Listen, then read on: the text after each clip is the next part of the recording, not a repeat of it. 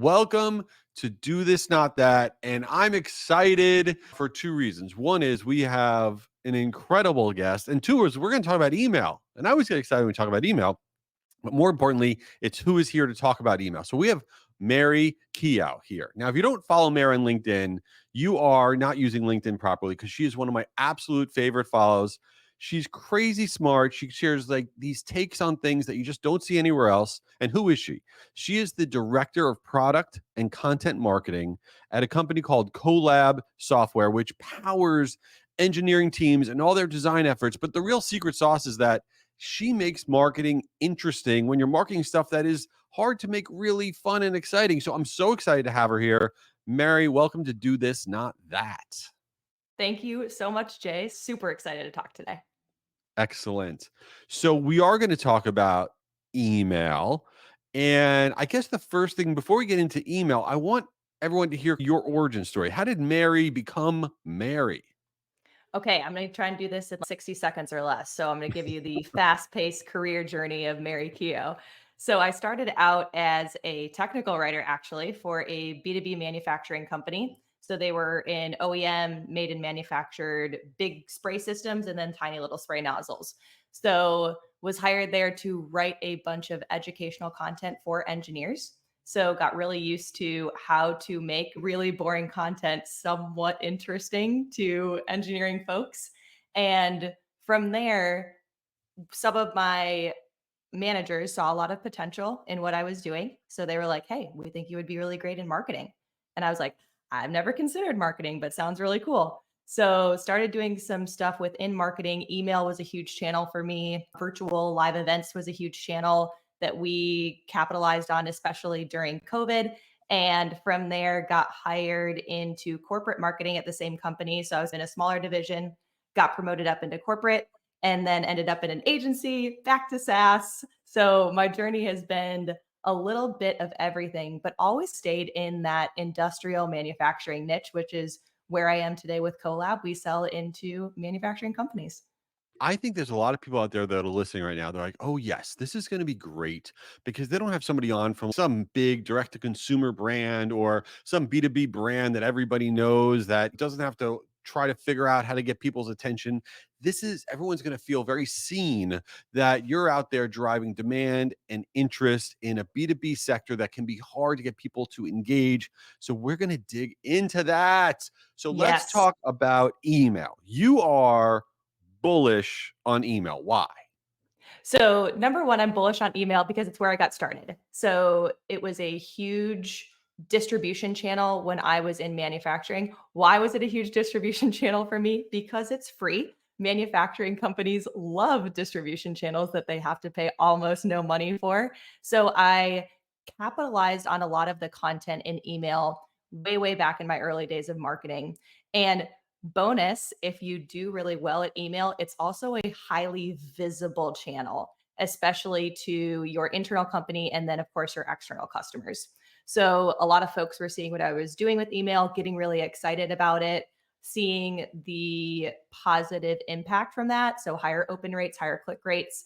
And that's where I built trust and credibility in that manufacturing organization. So, I was able to experiment more and really develop my marketing career from there. So I'm bullish on email because I think it's a under leveraged opportunity, especially for people who are maybe just looking to make a larger impact in their organization. So that's number one. And number two, it freaking works. Like email is a distribution channel that works, especially if you are really diligent about culling your email list. So making sure that email list is always staying nice and fresh, and then making sure you're putting out some really great content.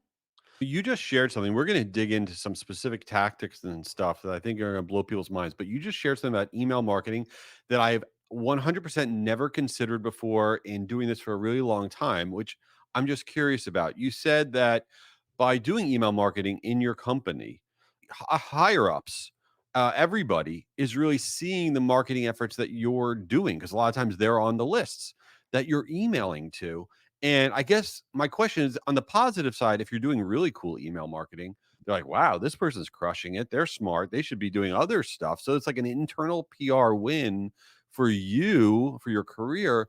But Does it also have a lot of cooks in the kitchen? Like when you're doing a lot of email marketing, are you getting a lot of heat? Hey, why aren't we doing this? Or a lot of opinions? And is it annoying? Do you ever face that? Yes. So early in my career, I faced it only when email started to become this visible channel. So before it was like, yeah, sure, go ahead and send your emails, little marketing specialist, do your thing. We don't really care because it's email, it's free. And then once it started to become more visible, people were noticing it, especially customers and internal folks. Interestingly, that's when more cooks started entering the kitchen, which is it's funny because from a logistical standpoint, if email is doing really well the way that I'm doing it, you would want to leave me alone. Go ahead and keep doing your thing. But because it was so visible, because we were seeing so much success, more people wanted their opinions heard. So the way that you can tackle that is, of course, listen because they actually might have some really great things to add. And especially in a highly technical space in manufacturing, I was hearing from technical experts, application experts. So they actually had some really great content to add. And I think just making sure you have a really good filter. So knowing why your content is working. So my content I knew was working because number one, it was valuable. Like number one, high quality, valuable content. Number two is it was easy to consume. And then number three, it did something fun. We made email a fun channel to consume. So my kind of that was my filter then for any feedback I received. Is this making it any less valuable? Is it making it any less readable? And then is it making it any less fun? And if it didn't check one of those three boxes, then I probably filtered it out. Wow, I like that. I'm going to use those three. It's an excellent way to handle that kind of inbound suggestion box, if you will. So let me pivot here because you have a hot take on something I think is a hot take. And I've seen you talk about it a bunch, and people are going to be like, wait a minute, this ain't right. And that is, you talk about that people should be sending out more email, not less. And somebody listening is going to be like, no, you don't know how much I send out. There's no way I should be sending more. So change our minds. What does that mean? Should we just be sending every 5 minutes? What does it mean to send more email? So yeah, and that's like such a great point, Jay. I've heard it from many angles. That exact point is I already send too many emails. And you know what the really funny thing about that is? My next question, of course, is how many emails do you send? And the I send a lot of emails, I'm quoting for those who are only listening, can Right. vary vastly depending on who you're talking to. So one person might think 2 emails a week is a lot. One person might think 2 emails a month is a lot. So I think making sure you have a really good definition on what too many actually means for you is a good place to start. So when I say more emails, I'll give you an example. I think that companies, especially smaller marketing companies, B2B SaaS who are looking to really grow their companies, should be sending anywhere from 3 to 5 emails a week. That's my hot take. Wow. 3 to 5 a week. Oh, Yep. let's break that down a little bit though. Are we talking about, hey, I have a webinar. I'm going to send it 5 times to get people to sign up for this webinar? Or are we sending out different stuff? What are we doing with those 5 emails? Yes, you're definitely sending out different stuff and you're probably sending it to different lists. So this doesn't mean you're blasting your entire email list with every single email that you're sending. So I'll give you an example of what I did at the company before collab. So we were sending almost no emails except for like really crappy nurture email sequences for people who downloaded ebooks. So what I did was say, where are our gaps? Where's our bottlenecks? And we had a really big bottleneck in product marketing content. So, like how to's, what value does the product bring, that kind of stuff. So, the first thing I wanted to do was start a webinar series. I've seen it work before for many different kinds of companies. So, we got that started. So, yes, the webinar emails were a huge one. We did a weekly webinar. So, that actually made it Wow. really easy to push content consistently because you're reminding them that when the webinar is on Monday or Tuesday, the webinar was on Wednesdays. We're doing a follow up by Thursday or Friday. So that's every week. That's 2 emails right there. Then we were also doing a tip of the week. So any feature embedded in the software overall, we were highlighting that specific feature in kind of a newsletter style email. So that would be like, here's the problem this feature is solving that you're probably experiencing in your day to day life today. Here's how that product solves that problem. Here's a video of it. Here's a knowledge base article. And here's some other stuff that you can read. So everything you would need to know about that feature was embedded in this email newsletter style. I love that. Yeah. That's valuable and it's also selling. It's a win. I want to circle back though. You said the F word to start this podcast, not the actual F word, but you said the word fun.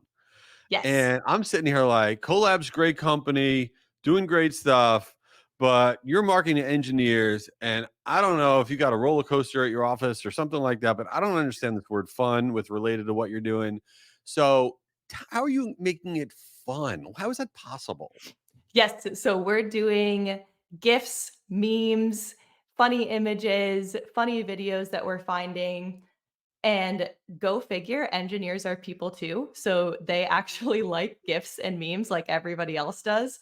So we have a lot of freedom in our marketing department to experiment creatively with things like that. So we include a meme or GIF in almost every email we send at Collab. Wow. Yep. So, how do you win the internal battle? Because I'm with you. To me, humor is such an essential part of marketing. I don't care what audience you're going to, but a lot of people listening may be like, There's no way. Nobody, my company's not going to go for that. There's no way I want to do it." But how do you win the? I want to incorporate actual humanity into our marketing, into our emails. How do you win that internal battle? Yep. So the one thing you can do is send them this podcast and let them know that Mary Keough did this and she said it worked. So that's a really Right. good way to do it. Right. Another way is, of course, just experimentation, right? Hey, Yeah. let's just try this with a small niche segment in our customer base who already loves us. So there's very little risk here. And we just want to send them like a newsletter update. So maybe we're releasing a new product, maybe we're updating the product. We just want to let them know. And we're going to let them know with this very minimally funny meme. So you're going to have to tamper your expectations a little bit. You're probably not going to be able to do anything too wild in your first experiment, but just seeing the engagement rate. So making sure those engagement metrics are going steadily up. I think that's a great way to do it. It's just, can we do a small experiment? I think that's a great point to start out small and trying to win the day there. And with everything you're talking about, sending out more emails, injecting humor, especially with the audience that you're marketing to, I would imagine you get some unsubscribes. You get some people saying, Mhm. "Hey, this ain't my speed. I'm not into this." Do you have like just internal, everybody has thick skin and you have great management of expectations? Do you turn a blind eye to unsubs? Like, how do you feel when you see unsubscribes? Yeah, unsubscribes don't bother me. That's a really great point though, because I think it can be really scary. So when I was at the manufacturing company, that was one thing I really was pushing. We had this gigantic email list and we would send an email newsletter once a month and then some product updates in between. We weren't doing any segmentation. So we were blasting our entire list with every single email that we would send. So the one thing I wanted to do was segmentation. And the second thing I wanted to do, we didn't have any like automatic workflows for culling the email list. So I wanted to do just like a back end refresh of the email list. And it was going to involve cutting the email list by a third. So like 33% less people. And that was really scary. It didn't end up going through because it was so scary. But I was able to push segmentation, which definitely helped with our open and click through rates. Yeah, people should not be scared of unsubscribes. They're just not a bad thing. No, not at I all. want to Yeah, it could be a win. So I want to go on a totally off topic that I didn't tell you we are going to talk about, but I wanted to ask you. I think that you do a great job with your personal branding, like what you're doing on LinkedIn. And for a lot of people, they think I can't go out there and share a lot and I won't get anybody to interact because I'm not the vice president at Apple Computer. I don't have a billion followers. I'm uncomfortable. Like, empower everybody. How did you really get going on LinkedIn with your personal brand? Because you have an incredibly engaged following. Your posts get like bananas engagement. How did you do that? Yeah, so I think where you want to start is what are you using LinkedIn or your personal brand for? So I wanted to use mine to educate marketers specifically in the industrial and manufacturing space because it's so underrepresented in the public visible domain, especially like social media and LinkedIn. So I just wanted to share things that were working for me, things that I were doing, and things that I was noticing as trends in marketing and manufacturing. So I think that's the number one thing is you have to have a goal. So my goal was education for this very small niche audience. And from there, I knew three things were really essential to growing, of course, my personal brand, but also making sure people were actually like reading and engaging with the content. And so I've narrowed this down to three things. So you want to have really high quality content. You want to be posting that quality content consistently, and you want to have reach. So in the early days, and this is especially true for what you just said, Jay, which is I just want to get started. Like, how do I get started? You have to grow your audience. So that's the first thing you're going to want to do is just connect with a lot of people, especially in the area that you want to educate or grow your personal brand in. So that was the first thing I did, was just connect with a lot of people in marketing, sales, manufacturing, industrial. And that helped me get over that like little hump, which is I think like 500 to 1,000 people who are like in your network. And from there, that's when I started the posting quality content and posting it consistently. So up until probably like a month ago, I was posting on LinkedIn 4 to 5 times a week and Wow. just trying to get, yeah, as much value and as much content as I could get out there. That's not easy, but what you're doing is great. And I think people should follow you because of your content, but also to see how you do what you do and how you're building your network, because I think it's exciting to watch. All right, let's go into something completely ridiculous. So the last segment of Cool. this thing is called Since You Didn't Ask, where we talk about things that have nothing to do with engineering and B2B marketing and whatever. And I could be wrong, but I think your dream would, other than what you're currently doing, would also be to like have a food truck, open a diner. And what I want to know is you must then watch the Food Network a decent amount or something. Like, where are you getting your inspiration that of your food journey that you want to do? Yes. So Jay's absolutely right. I've had this dream since I was like 16 or 17. So in high school, wanting to open this diner called Hash Brown Town. And the goal is that you can get potatoes any way you want them. So every dish is a potato dish and you can have them any way. You can have a baked potato, tater tots, french fries, put anything on top. So I came up with this idea because you're 16, 17, you have your license. What's the first thing you want to do is just you want to go to a bunch of places with your friends. You just drive around and go eat really crappy food. And what I noticed is there's not a lot of like potato options. You just have french fries and tater tots and that's it. And I was like, what would be awesome is if we could just go to this place that had any kind of potato. So there it is. And have you done anything with this passion, or are you just out there frustrated with no hash brown town? I'm still out there frustrated with no hash brown town, but I have done some very preliminary research. Once I believe I said this to Jay, once my rocket ship career in marketing really takes off and does its landing, I've researched food trucks. I know the basics on Oh, how it works. I got the basis down. I got the foundation. you have to apply for the great food truck race on the Food Yes. Network. Have you Yes. seen the show? No, I This haven't, but I've Oh, heard of okay, it. this is a show where you compete. You have a food truck and you compete in whatever, but I wanna understand something for real.